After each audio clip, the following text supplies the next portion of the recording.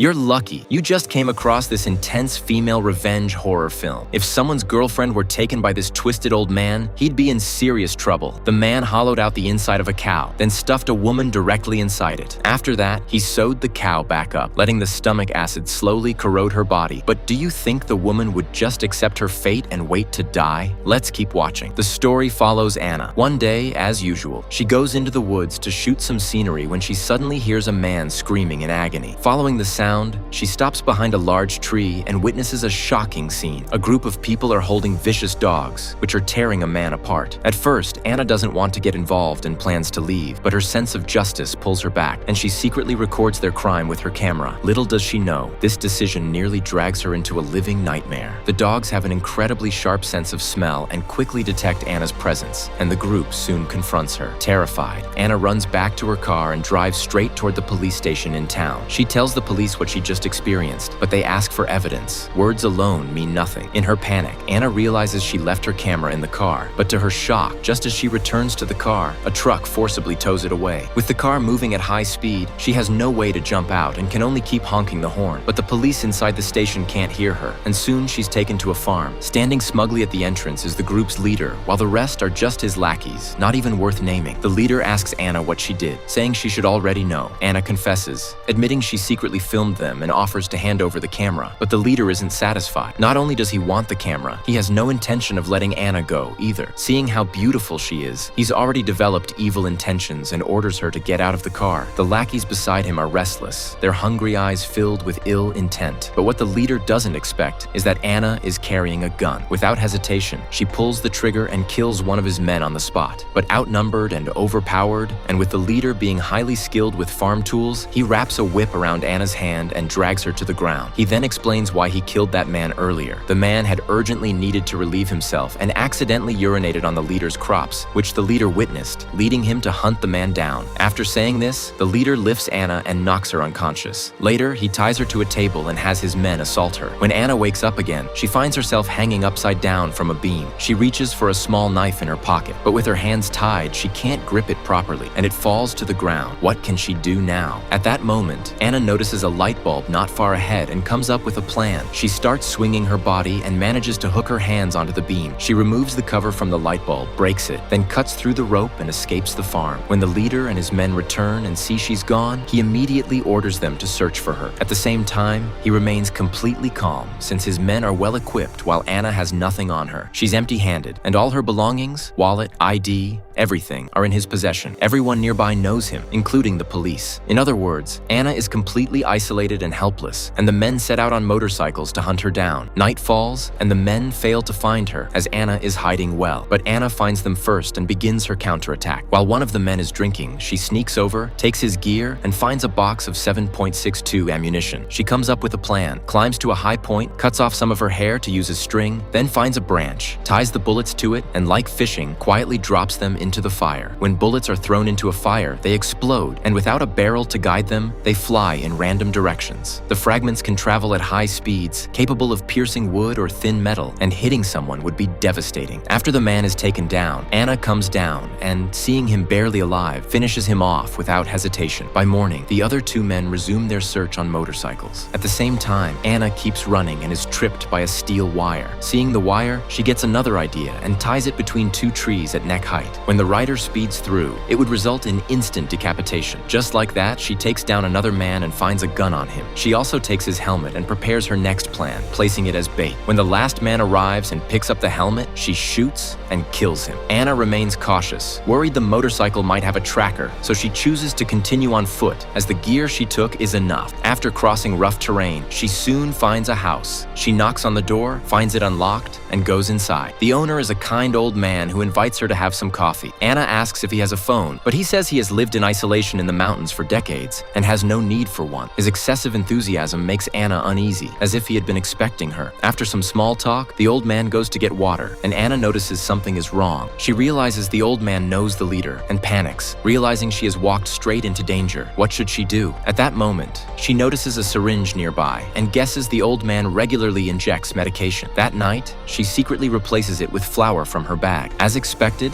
after injecting it. The old man suffers a heart attack and dies on the spot. Afterward, Anna goes to his storage area and takes a gun and a car, but halfway through driving, she turns back, worried he might have been faking it, and makes sure he's dead. After that, she leaves with the weapon and the car. However, the car hasn't been used for a long time and soon breaks down, forcing her to continue on foot. She arrives at a gas station and goes inside, hoping to find a phone, but just as she enters, the same police officer follows her in. The officer says he's finally found her and tells her that her boyfriend has come looking for her. He claims they've been searching for days and asks if she knows how worried her boyfriend is. Hearing this, Anna breaks down in tears, unable to express everything she has been through. The officer walks over, hugs her, and says her belongings are in the police car. Just like that, Anna gets into the car with him. At the same time, this is perfect. Her camera is there, and she can show the police the evidence. But as she checks it, she notices someone wearing glasses who looks exactly like the officer. It's not just similar, it's him. At that moment, Anna falls into despair. She never expected the officer she trusted to be corrupt. What can she do now?